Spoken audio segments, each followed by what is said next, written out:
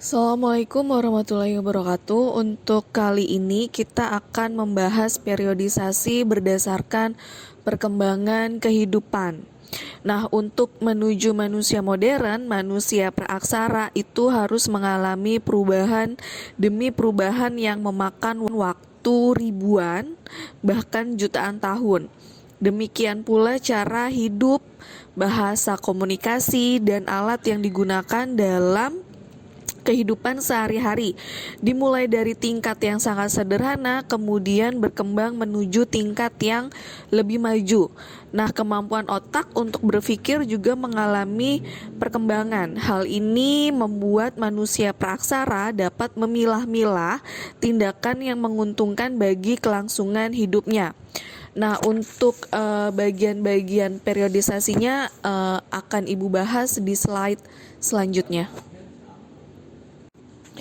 Nah, di sini kita akan membahas masa berburu dan mengumpulkan makanan yang dibagi menjadi dua, yaitu masa berburu dan mengumpulkan makanan secara sederhana, lalu ada masa berburu dan mengumpulkan makanan tingkat lanjut, lalu yang kedua ada masa bercocok tanam, dan yang ketiga ada masa perundagian. Jadi kita akan membahas empat masa yang sudah Ibu sebutkan sebelumnya. Nah, di slide ini kita akan membahas masa berburu dan mengumpulkan makanan secara sederhana, dan kita akan membahas kehidupan ekonomi, lalu kehidupan sosialnya, dan kehidupan budayanya pada saat itu. Yang pertama, pada kehidupan ekonominya, mereka itu masih tergantung pada alam. Lalu mereka berburu, mengumpulkan makanan seperti umbi-umbian dan buah-buahan, dan juga nomaden atau berpindah-pindah.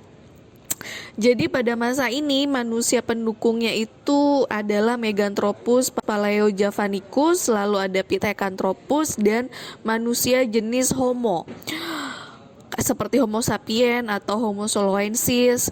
Lalu mereka itu hidup dalam kelompok kecil dan berpindah-pindah karena masih tergantung pada alam. Jadi apabila persediaan makanan sudah habis, akan mencari daerah yang baru yang banyak sumber makanannya.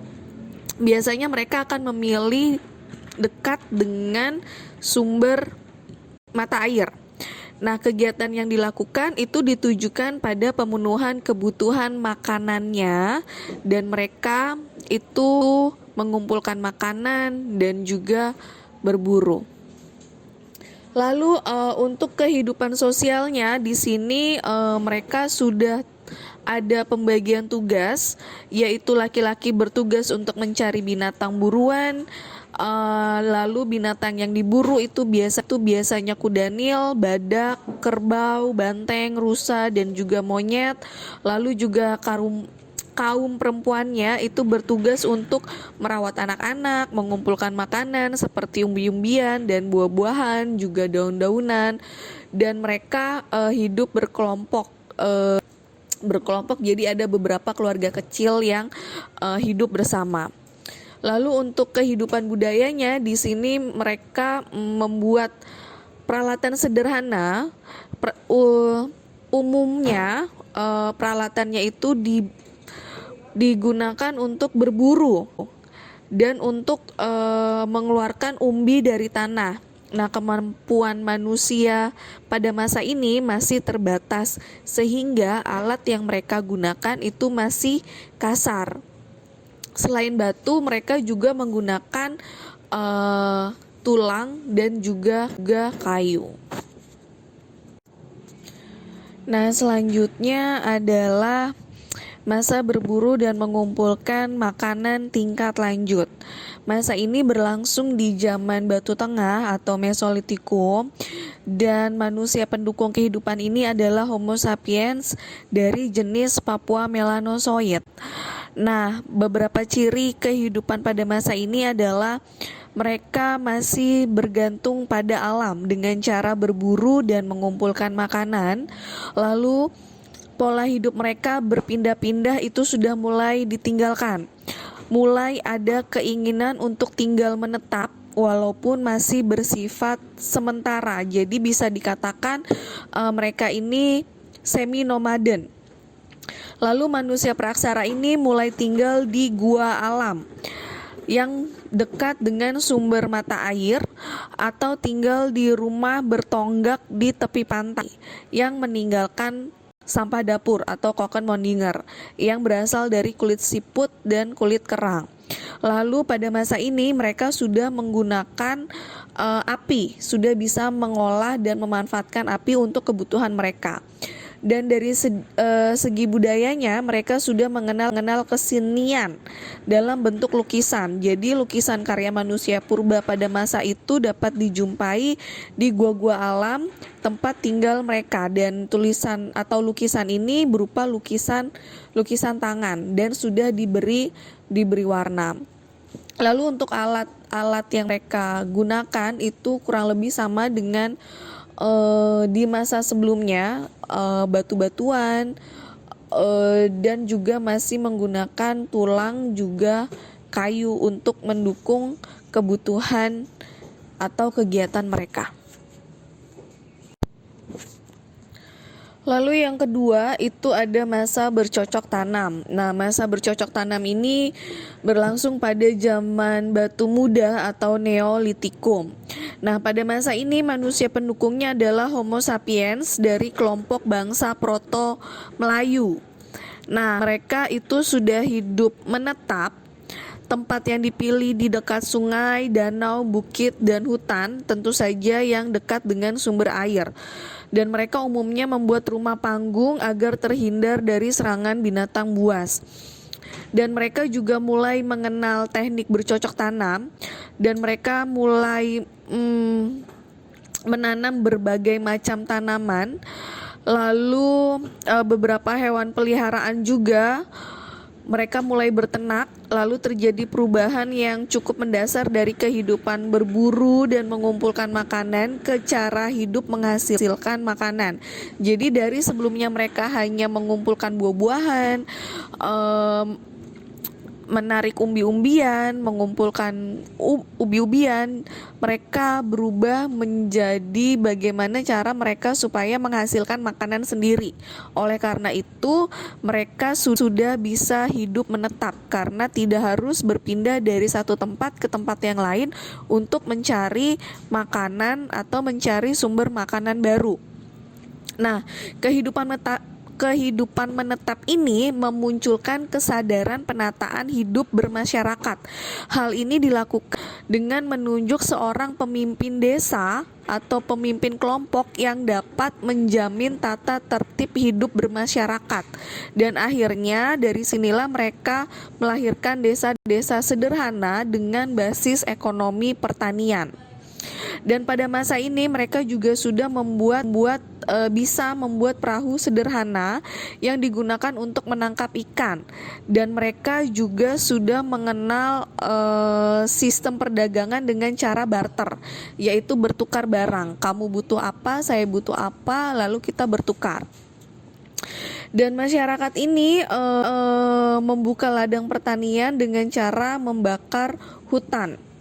Jadi untuk membuka lahan pertanian mereka membakar hutan. Lalu alat yang dihasilkan oleh mereka ini sudah semakin halus. Jadi mereka tidak hanya mengambil peralatan mereka bisa gunakan, tetapi mereka bisa membuat peralatan yang mereka perlukan, dihaluskan lagi, atau misalkan dipertajam lagi, atau dibuat lancip, atau sesuai dengan kebutuhan mereka. Dan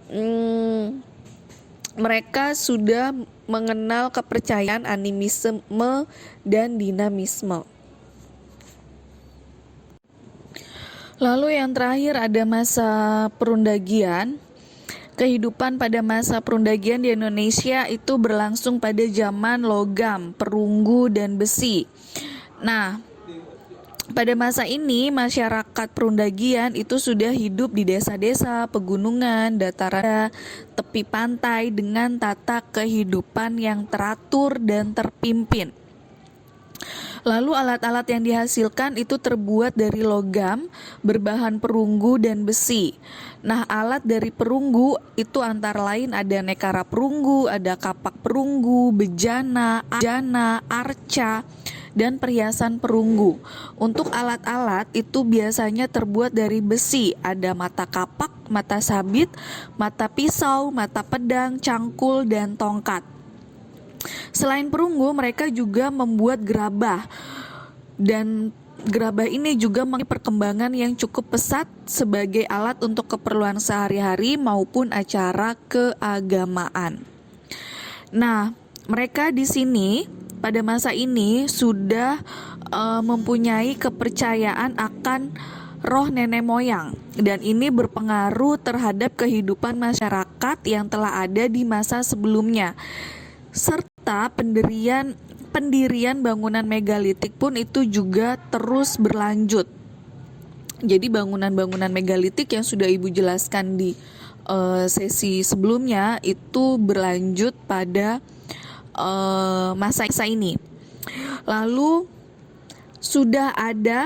pada masa perundagian itu sudah ada namanya pembagian kerja yang lebih terspesifikasi dengan adanya golongan undagi atau tukang yang terampil dalam melakukan pekerjaan tertentu. Nah, golongan undagi ini telah mampu membuat rumah dari kayu, perahu bercadik, dan alat musik. Jadi perundagian itu dengan kata lain adalah masa pertukangan. Jadi di sini orang-orang sudah mulai ahli dalam hal-hal tertentu. Misalkan dia pandai menempa besi. Lalu ada lagi orang-orang yang pandai bertani. Lalu ada lagi orang-orang yang pandai membuat gerabah. Jadi pada masa ini sudah banyak orang yang ahli dalam bidang tertentu. Lalu teknik pertanian pada masa ini juga lebih maju karena mereka sudah mengenal sistem irigasi atau perairan atau pengairan. Nah, masyarakat pada masa ini juga sudah mengenal perdagangan antar pulau. Nah, manusia pada masa perundagian ini itu menetap dan teratur dalam perkampungan dan juga melahirkan seorang pemimpin yang dimulai sejak masa bercocok tanam lalu lanjut ke masa perundagian. Jadi kehidupan sosialnya sudah sangat-sangat tertata. Sudah ada struktur, ada pemimpin, lalu ada masyarakat. Sudah ada peraturan-peraturannya agar kehidupan mereka bisa lebih baik dan lebih sejahtera. Sekarang kita akan membahas asal dari nenek moyang Indonesia. Nah, di buku paket kamu bisa lihat halaman 220. Di buku paket halaman 220 alinea kedua, di situ dikatakan Paul dan Fritz Sarasin atau Sarasin bersaudara mengemukakan bahwa penduduk asli Indonesia adalah suatu ras yang berkulit gelap dan bertubuh kecil. Ras ini pada awalnya mendiami Asia bagian Tenggara yang saat itu masih bersatu sebagai daratan pada zaman es atau periode glasial. Namun setelah periode es berakhir dan mencair, maka dataran tersebut kemudian terpisah oleh lautan, yaitu Laut Cina Selatan dan Laut Jawa. Akibatnya, daratan yang tadinya bersatu kemudian terpisah menjadi daratan utama Asia dan Kepulauan Indonesia. Penduduk asli tinggal di daerah pedalaman dan penduduk pendatang tinggal di daerah pesisir. Penduduk asli inilah yang kemudian disebut sebagai suku bangsa Veda atau Sarasin. Nah, orang Veda ini kemudian menyebar ke timur dan mendiami wilayah Papua, Sulawesi Selatan, Kai, Seram, Timor Barat, Flores Barat, dan terus ke timur sampai Kepulauan Melanesia. Beberapa suku seperti suku Kubu, Lubu Talang Mamak yang tinggal di Tra dan Toala di Sulawesi merupakan penduduk tertua di Kepulauan Indonesia. Mereka diyakini mempunyai hubungan erat dengan orang Veda. Itu merupakan asal-usul nenek moyang dari bangsa Indonesia menurut Paul dan Fritz Saracen. Nah, di slide selanjutnya kita akan membahas tentang periodisasi masuknya asal-usul orang Indonesia dan ras-rasnya dan peninggalan apa saja yang ditemukan. Nah, sekarang kamu bisa lihat di tabel, itu ada tabel yang menerangkan nenek moyang bangsa Indonesia dibagi menjadi 2 gelombang. Ada gelombang pertama dan ada gelombang kedua. Kalau dilihat berdasarkan tabel ini, yang gelombang pertama itu adalah suku bangsa dari Proto Melayu atau Melayu tua. Masuk ke Indonesia sekitar tahun 2000 sebelum Masehi dan merupakan ras Austromelanesoid. Nah, jalur kedatangannya itu berasal dari Cina Selatan lewat ke Taiwan, lalu menyebar ke Sulawesi, Maluku, dan Papua. Lalu ada juga yang mengatakan dari Cina Selatan lewat semenanjung Malaysia masuk ke Sumatera, lalu menyebar ke Kalimantan, Jawa, lalu ke Bali dan Nusa Tenggara.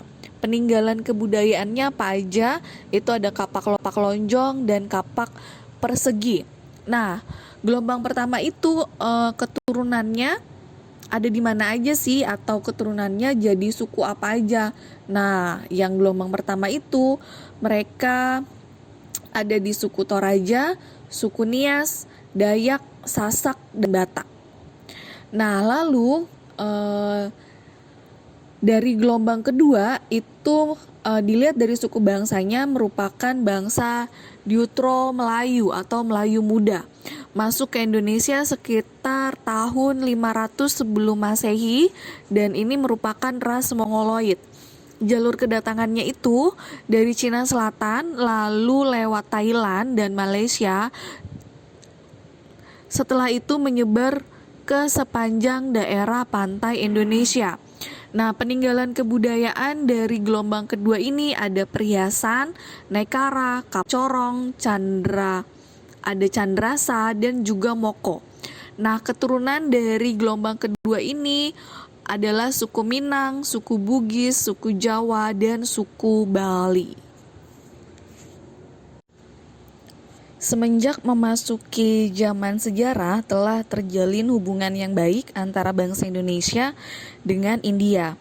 Hal ini dapat terjadi karena letak wilayah Indonesia yang strategis, yaitu pada persilangan jalur lalu lintas pelayaran dan perdagangan dunia, seperti jalur perdagangan antara India dan Tiongkok.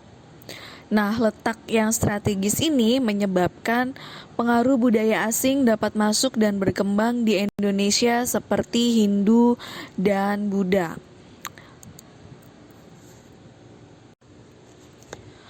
Ada 2 pendapat tentang proses masuknya kebudayaan Hindu dan Buddha di Indonesia. Nah, yang pertama, Hindu-Buddha dibawa oleh orang-orang India ke Indonesia dan masyarakat Indonesia bersikap pasif, hanya menerima saja pengaruh budaya yang datang dari India. Lalu yang kedua, masyarakat Indonesia bersikap aktif dengan pergi ke India untuk mempelajari kebudayaan Hindu dan Buddha, juga menyebarkan kembali ke wilayah Indonesia. Nah, proses masuk dan berkembangnya kebudayaan Hindu-Buddha ini juga didukung oleh beberapa teori yang dikemukakan oleh para ahli. Nah, yang pertama itu ada teori Brahmana. Nah, menurut teori Brahmana ini, masuknya agama dan kebudayaan Hindu ke Indonesia dibawa oleh kaum Brahmana, yakni golongan yang menguasai ajaran, adat, pengetahuan, dan keagamaan Hindu. Kaum Brahmana datang ke wilayah Indonesia atas undangan para raja-raja di Indonesia pada awal abad Masehi. Nah, berbekal kemampuan yang lebih dalam hal agama Hindu, para ahli sejarah meyakini bahwa golongan Brahmana yang berperan menyebarkan agama Hindu di wilayah Indonesia. Nah, pencetus agama Brahmana ini adalah seorang ilmuwan dari Eropa yang bernama J.C. Van Leer.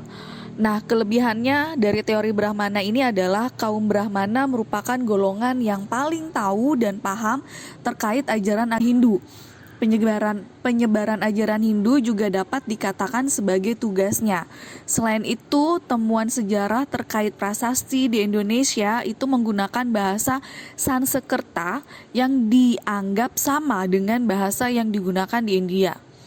Lalu bahasa Sanskerta merupakan bahasa kelas tinggi dalam kebudayaan Hindu dan tidak semua orang mampu membaca atau menuliskannya karena hanya golongan Brahmana yang menguasai bahasa Sanskerta. Jadi menurut J.C. Vanler, teori Brahmana inilah yang kemungkinan besar menyebarkan agama Hindu di Indonesia.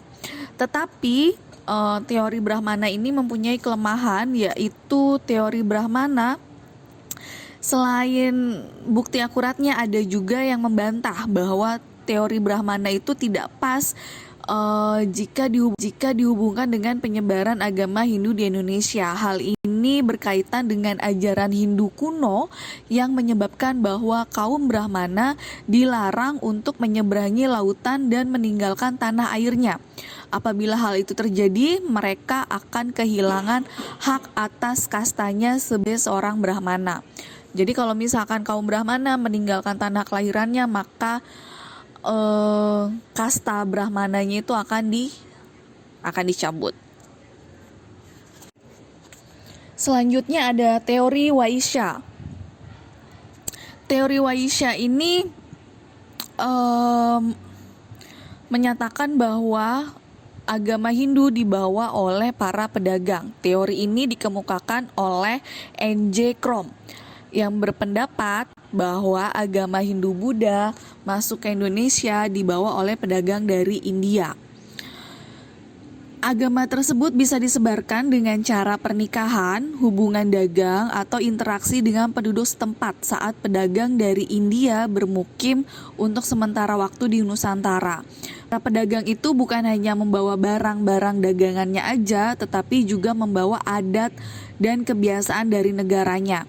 Kelebihan dari teori Vaishya ini adalah teori interaksi sosial dalam melakukan transaksi jual beli para pedagang asal India yang juga membawa budayanya. Tentu jadi pada saat pedagang India membawa dagangannya, mereka juga melakukan interaksi dengan masyarakat lokal. Nah, interaksi yang berjalan baik ini kemudian membuat lancar urusan perdagangan. Dari situlah masyarakat tahu tentang ajaran agama Hindu dan kebudayaannya. Secara perlahan, banyak masyarakat yang paham dan mulai mempelajari agama Hindu hingga kemudian menjadi pemeluk agama Hindu. Sumber daya alam di Indonesia juga berlimpah membuat para pedagang atau golongan Vaishya tertarik untuk melakukan perdagangan di sini. Para pedagang yang mayoritas berasal dari India mulai mendatangi Indonesia untuk melakukan perdagangan. Tapi seiring berjalannya waktu, para pedagang tersebut kemudian mulai menetap di beberapa wilayah Indonesia dan mulai menyebarkan agama kebudayaannya. Adanya kampung keling para pedagang India yang menetap di Indonesia, kemudian mendirikan kampung yang dinamakan Kampung Keling, itu membuktikan penyebaran agama dan kebudayaan Hindu-Buddha dilakukan oleh pedagang India itu semakin kuat. Lalu perkawinan para pedagang India yang menetap atau tidak dengan warga lokal Indonesia sehingga mereka dikaruniai keturunan, dan keturunan itulah yang kemudian meneruskan ajaran agama dan kebudayaan Hindu-Buddha. Nah, kelemahannya adalah mereka tidak mengerti bahasa Sanskerta dan aksara Pallawa sehingga membutuhkan keahlian khusus untuk membacanya. Orang yang mampu menulis aksara Pallawa dan membaca bahasa Sanskerta setidaknya berada pada kasta Brahmana. Maka dari itu kasta Vaishya umumnya akan kesulitan untuk mempelajari ajaran agama Hindu-Buddha. Lalu ada juga yang berpendapat bahwa pembagian kasta dalam masyarakat Hindu dan kepentingan para pedagang yang datang ke Indonesia itu tujuannya hanya untuk berdagang, sehingga sedikit kemungkinan untuk menyebarkan ajaran agama Hindu. Jadi mereka hanya fokus untuk berdagang untuk mendapatkan penghasilan supaya bertahan hidup. Itu adalah kelemahan dari teori Waisya. Lalu yang ketiga ada teori kesatria. Ini dicetuskan oleh ilmuwan bernama Cornelis Christian Berg. Menurutnya agama Hindu di Indonesia disebarkan oleh golongan kesatria atau golongan prajurit yang dulunya memegang kekuasaan di wilayah India. Di dalam agama Hindu, kesatria merupakan kasta kedua yang kedudukannya di bawah kasta Brahmana. Nah, menurut para ahli, persebaran Hindu di Indonesia terjadi akibat pergolakan politik yang terjadi di India yang menyebabkan runtuhnya kerajaan-kerajaan di India.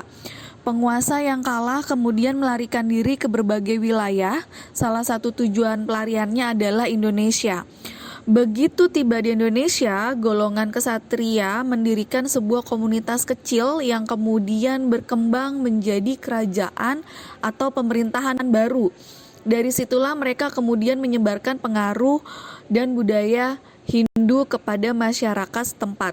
Ada lagi yang menyatakan bahwa pada saat mereka datang, kepala suku di wilayah Indonesia banyak yang menjanjikan hadiah yang besar apabila kesatria asal India ini mampu menyelesaikan masalah kekuasaan antar suku. Nah, selain itu ada ilmuwan yang bernama Elmuns berpendapat bahwa golongan kesatria dari India kebanyakan berasal dari keluarga kerajaan. Nah, kelemahannya, jadi di samping kelebihan teori kesatria, yaitu kelemahannya, kesatria ini tidak dapat berbahasa Sanskerta yang menjadi induk bahasa bagi kitab suci agama Hindu. Selain itu, kurangnya fakta juga membuktikan bahwa para kesatria dari India itu tidak menaklukkan Indonesia dengan cara mendirikan sebuah pemerintahan baru. Pasalnya tidak ada bukti tertulis yang membuktikan bahwa para kesatria dari India melakukan kolonialisasi atau penjajahan di Indonesia. Lalu yang keempat adalah teori Sudra. Menurut von Weber, salah satu tokoh pecinta budaya pada tahun 1933 menyatakan bahwa agama Hindu dibawa masuk ke Nusantara oleh golongan Sudra atau para budak. Seperti yang kita ketahui, Sudra merupakan kasta paling rendah dalam agama Hindu. Alasan mengapa golongan Sudra yang menyebarkan agama Hindu ke Indonesia adalah mereka ingin merubah nasib. Mereka menginginkan kehidupan yang lebih layak dan lebih baik. Oleh sebab itu, golongan Sudra memilih meninggalkan India dan pergi ke daerah lain. Jika di India mereka dijadikan budak, setelah sesampai mereka di Indonesia, mereka mendapatkan kedudukan yang lebih baik dan lebih dihargain oleh masyarakat. Karena tidak ada sistem kasta yang mengikat mereka. Jadi kalau di India itu ada sistem kasta. Kasta itu adalah tingkat sosial. Brahmana yang pertama, kesatria yang kedua, Waisya yang ketiga, lalu Sudra yang keempat. Lalu kelemahan teori Sudra ini adalah yang pertama, tujuan mereka meninggalkan India itu bukanlah untuk menyebarkan agama, tetapi melainkan untuk memperoleh kehidupan dan kedudukan yang lebih layak. Lalu, golongan Sudra itu tidak mengetahui seluk-beluk ajaran agama Hindu, apalagi menguasai bahasa Sanskerta yang digunakan dalam kitab suci agama Hindu, yaitu Weda. Nah, yang ketiga, dalam sistem kasta agama Hindu, kaum Sudra adalah kaum yang paling rendah, sehingga tidak mungkin mereka menyebarkan agama Hindu yang hanya dikuasai oleh golongan Brahmana. Lalu yang terakhir ini ada teori arus balik. Teori arus balik ini dikemukakan oleh FDK Bos. Dia mengatakan bahwa proses masuknya pengaruh budaya India ke Indonesia terjadi karena peran aktif yang dilakukan oleh bangsa Indonesia sendiri. Dalam teori ini dijelaskan bahwa masyarakat Indonesia tidak hanya menerima pengetahuan agama Hindu dari orang-orang yang datang, akan tetapi juga mereka aktif mengejar pengetahuan di tanah asal agama Hindu, yakni India. Di pengembaraan, mereka mendirikan organisasi yang sering disebut Sangga. Nah, setelah itu mereka kembali ke tanah air untuk aktif membagikan agama dan kebudayaan Hindu kepada masyarakat. Nah, teori arus balik ini juga didukung oleh Van Leer yang menyatakan bahwa orang-orang Nusantara memiliki peran dalam proses masuknya kebudayaan India. Mereka yang penasaran dengan kebudayaan tersebut kemudian berhijrah dan menetap selama beberapa waktu di India dan kemudian pulang kembali ke Nusantara. Nah, seperti umumnya teori masuknya Hindu-Buddha, teori ini juga mempunyai kelebihan dan kelemahan.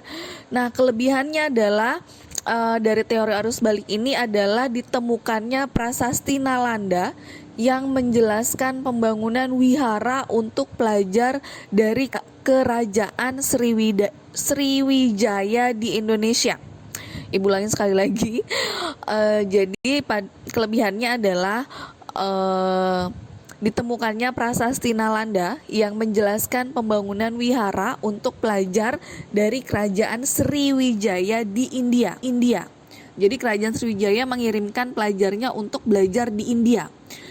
Dari prasasti tersebut diketahui bahwa pada masa Sriwijaya telah banyak pelajar dari Nusantara yang belajar ilmu agama Hindu dan Buddha secara langsung ke India. Nah, di sisi lain terdapat kelemahan teori arus balik, yaitu para sejarawan berpendapat bahwa saat itu masyarakat Nusantara masih bersifat pasif. Maka kemungkinan bangsa Indonesia untuk belajar agama Hindu dan Buddha langsung ke India itu sangat diragukan. Jadi teori arus balik ini ada beberapa tokoh yang menyatakan Hindu dan Buddha itu juga ada andil dari masyarakat India, yaitu kerajaan Sriwijaya mengirimkan pelajarnya dari Nusantara ke India, lalu mereka kembali lagi ke India dan menyebarluaskan ajaran agama Hindu dan Buddha. Tetapi di sisi lain ada beberapa teori atau ada kelemahan dari teori arus balik tersebut yang menyatakan bahwa pada saat itu Indonesia